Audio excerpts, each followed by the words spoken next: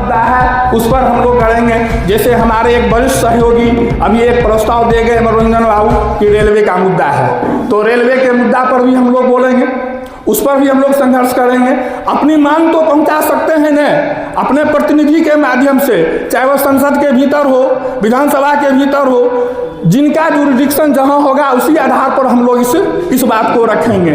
इसी तरह क्रमशः बढ़ते हुए हम लोगों का एरिया बाढ़ का है, अभी भी हम लोग बाढ़ पीड़ित हैं। बहुत सारे इलाके ऐसे हैं कि अभी भी हम लोग पानी में डूबते हैं, उसमें हम लोग खुद भुक्तभोगी हैं, हम लोग खुद भुक्तभोगी हैं। अब बताइए इसी बार जो ये आपका क्षतिपूर्ति वाला मुद्दा था उसमें भी भेदभाव किया गया है, उसमें भी भेदभाव किया गया है। आप अंचल से पता कर लीजिए क्यों किया गया, क्यों किया गया है। मानिए एक पंचायत का एरिया प्रभावित है और दूसरा तीसरा चौथा भी प्रभावित है, तो सबको न मिलना चाहिए, चाहे वो समानता के आधार पर मिले या असमानता के आधार पर मिले।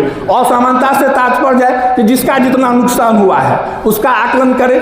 इस संदर्भ में हम लोग अमर जी बैठे हुए हैं, एक ज्ञापन हम लोग प्रखंड कार्यालय को दिए थे, महागठबंधन की ओर से हम लोग एक ज्ञापन दिए थे और प्रखंड विकास पदाधिकारी महोदय हम लोगों को आश्वस्त किए थे कि हम इसकी जांच करके कार्रवाई करेंगे, लेकिन आज तक कुछ नहीं हुआ, आज तक उस पर कोई कार्रवाई नहीं हुई।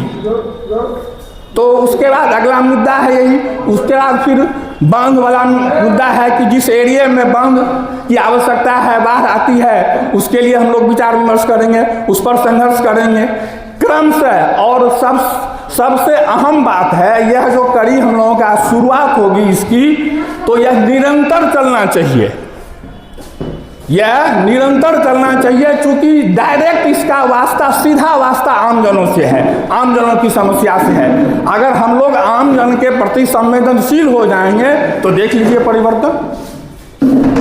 पहले हम लोग उसके लिए संघर्षरत रहे, उनको मदद करें, उसके बाद मोटा मोटी यही हम लोगों का रूपरेखा है आज के बैठक का। इस संदर्भ में हम सुझाव सादर आमंत्रित करते हैं आप लोगों से भी।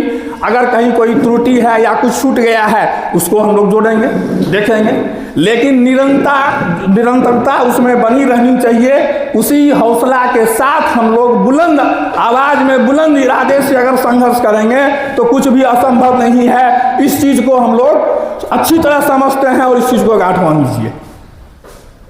धन्यवाद। जय हिंद, जय भारत।